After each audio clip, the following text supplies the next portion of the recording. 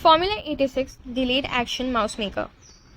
Children are revolting, screamed the Grand High Witch. We will wipe them all away. We will scrub them off the face of the earth. We will flush them down the drain. Yes, yes, chanted the audience. Wipe them away. Scrub them off the earth. Flush them down the drain. Children are foul and filthy, thundered the Grand High Witch. They are, chorused the English witches. They are foul and filthy. Children are dirty and stinky, screamed the Grand High Witch. Dirty and stinky, cried the audience, getting more and more worked up. Children are smelling of dogs' droppings, screamed the Grand High Witch. Pooh, screamed the audience. Pooh, pooh, pooh. They are worse than dogs' droppings, screeched the Grand High Witch.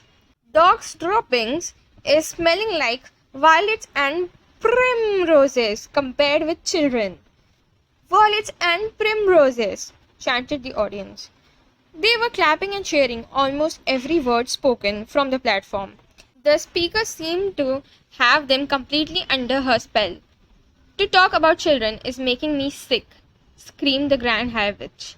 I am feeling sick even thinking about them. Fetch me a basin. The Grand High Witch paused and glared at the mass of eager faces in the audience. They waited, wanting more. So now, barked the Grand High Witch. So now, I am having a plan. I am having a giganticus plan for getting rid of every single child in the whole of England. The witches gasped. They gaped, they turned and gave each other ghoulish grins of excitement. Yes, thundered the Grand High Witch.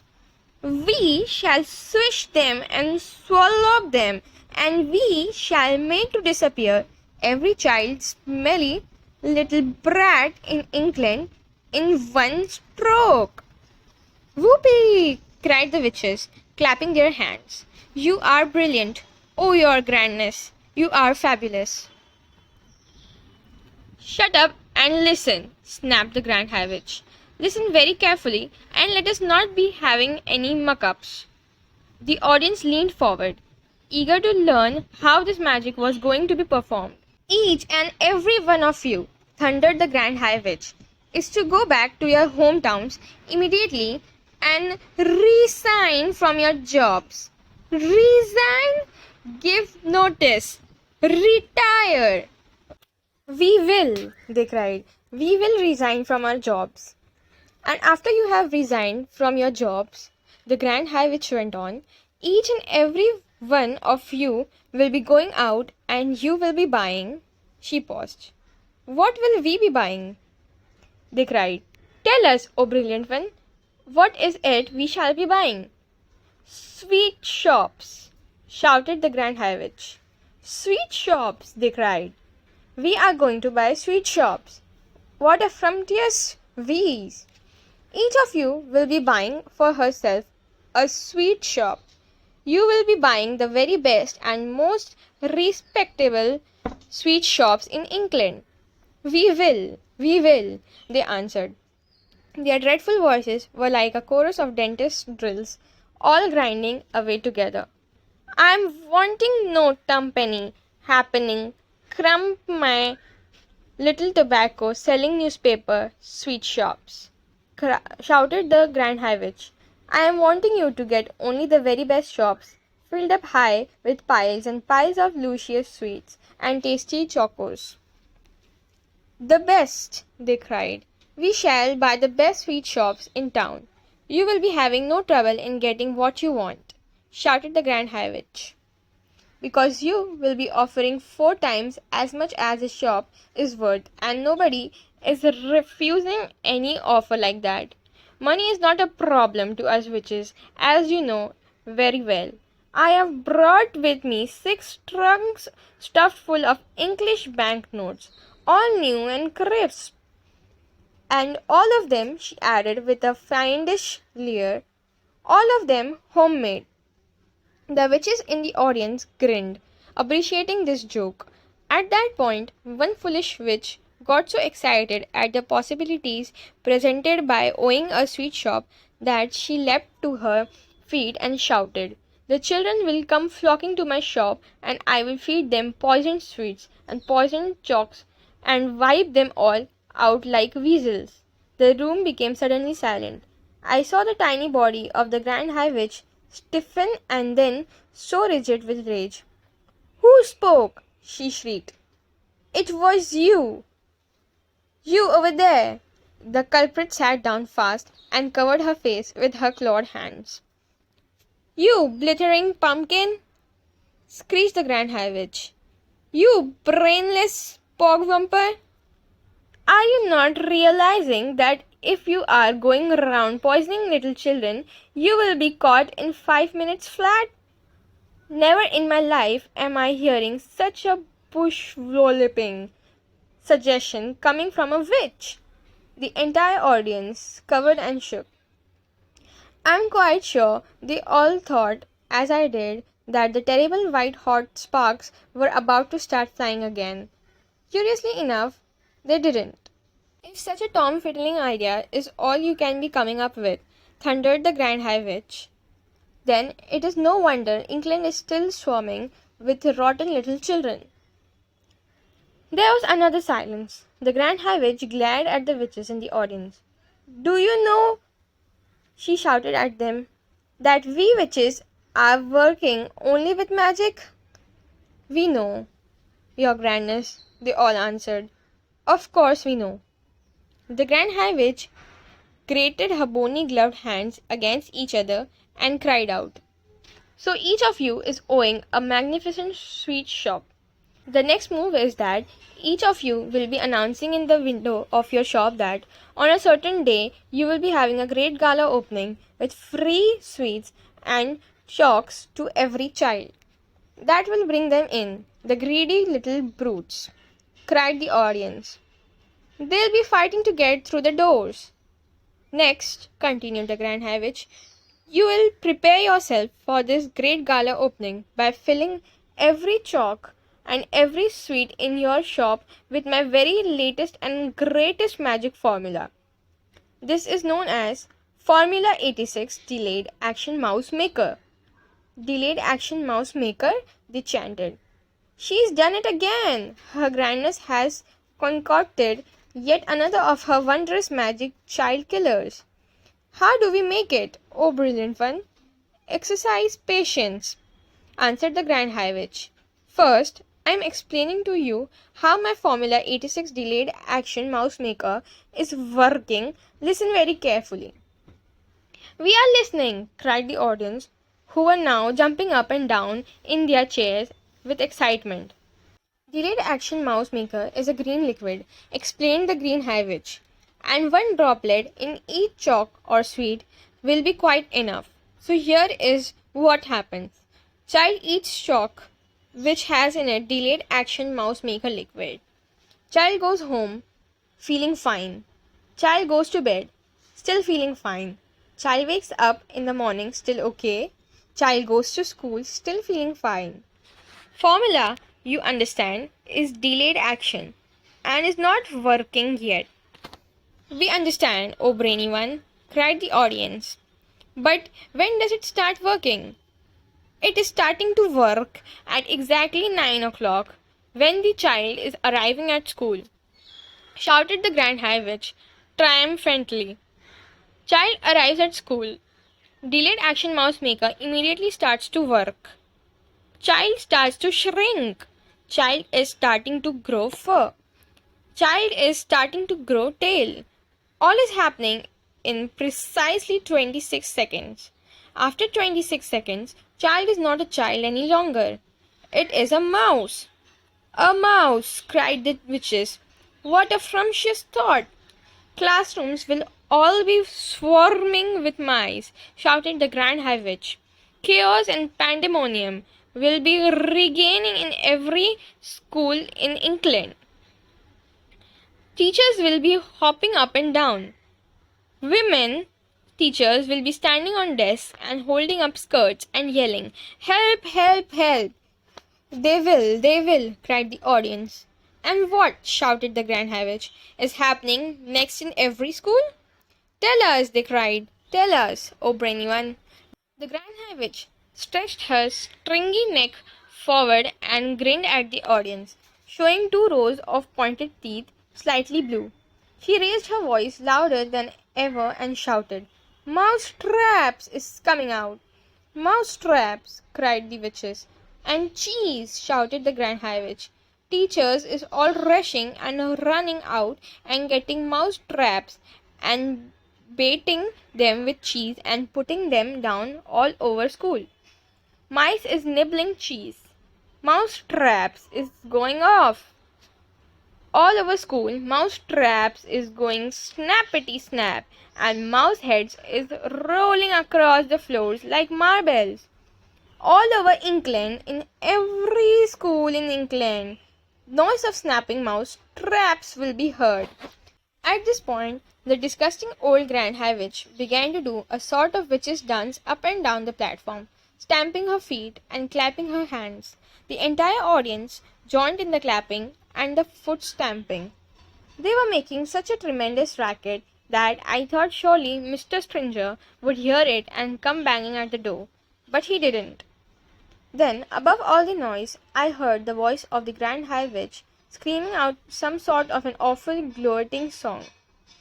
"Down with children, do them in, boil their bones and fry their skin, bish them, squish them, bash them, mash them, break them, shake them, slash them, smash them, offer chalks with magic powder, say eat up, then say it louder, cram them full of sticky eats, send them home still guzzling sweets. And in the morning, little fools go marching off to separate schools. A girl feels sick and goes all pale. She yells, 'Hey, look! I've grown a tail!' A boy who's standing next to her screams, 'Help! I think I'm growing fur!' Another shouts, 'We look like freaks! There's whiskers growing on our cheeks!'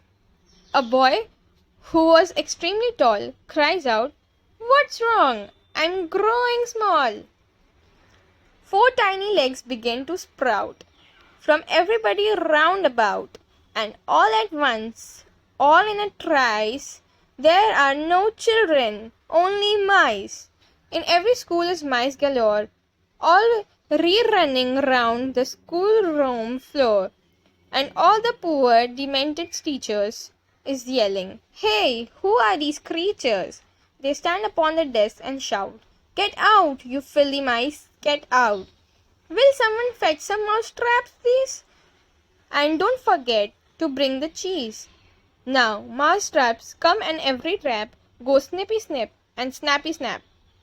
The mouse traps have a powerful spring. The springs go crack and snap and ping. Is lovely noise for us to hear. Is music to a witch's ear. Dead mice is every place around, piled 2 feet deep upon the ground, with teachers searching left and right, but not a single child in sight. The teachers cry, 'What's going on? Oh, where have all the children gone?' It's 9:30, and as a rule, they're never late as this for school. Poor teachers don't know what to do. Some sit and read, and just a few amuse themselves throughout the day by sweeping all the mice away. And all of us witches shout hooray. The recipe. I hope you haven't forgotten that while all this was going on, I was still stuck behind the screen on my hands and knees with one eye glued to the crack. I don't know how long I had been there, but it seemed like forever. The worst part of it was not being allowed to cough or make a sound, and knowing that if I did, I was as good as dead.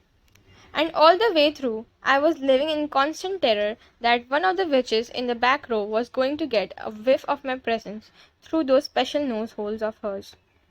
My only hope, as I saw it, was the fact that I hadn't washed for days. That and the never-ending excitement and clapping and shouting that was going on in the room. The witches were thinking of nothing except the Grand High Witch up there on the platform and her great plan for wiping out all the children of England. They certainly weren't sniffing around for a child in the room. In their wildest dreams, if witches have dreams, they would never have occurred to any of them. I kept still and prayed. The Grand High Witch's dreadful gloating song was over now, and the audience was clapping madly and shouting, "Brilliant, sensational, marvelous! You are a genius, oh brainy one! It is a thrilling invention, this delayed action mouse maker. It is a winner, and the beauty of it is that the teachers will be the ones who bump off the stinking little children. It won't be us doing it. We shall never be caught. Witches are never caught," snapped the Grand High Witch. "Attention now! I want everybody's attention, for I am about to be telling you what you must do to prepare Formula 86 Delayed Action Mouse Maker." Suddenly there came a great gasp from the audience. This was followed by a hubbub of shrieking and yelling, and I saw many of the witches leaping to their feet and pointing at the platform and crying out, "Mice, mice, mice! She's done it to show us! The brainy one has turned two children into mice, and there they are." I looked towards the platform. The mice were there, all right, two of them running around near the Grand High Witch's skirts. But these were not field mice, or house mice, or wood mice, or harvest mice. They were white mice. I recognized them immediately as being my own little William and Mary. "Mice!" shouted the audience. "Our leader has made mice to appear out of nowhere. Get the mouse traps, fetch the cheese." I saw the Grand High Witch peering down at the floor and staring with obvious puzzlement at William and Mary. She bent lower to get a closer look. Then she straightened up and shouted, "Quiet!" The audience became silent and sat down. "These mice are nothing to do with me," she shouted. "These mice are pet mice. These mice are quite obviously belonging to some repellent little child in the hotel. A boy it will be for a certainty, because girls are not keeping pet mice." "A boy!" cried the witches. "A filthy smelling little boy. We'll swipe him. We'll swizzle him.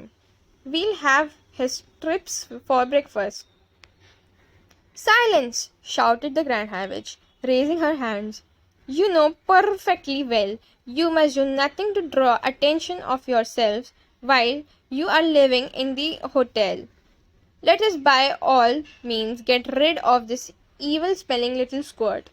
But we must do it as quietly as possible, for are we not all of us the most respectable ladies of the Royal Society for the Prevention of Cruelty to Children?" "What do you suggest then, O brainy one?" they cried out.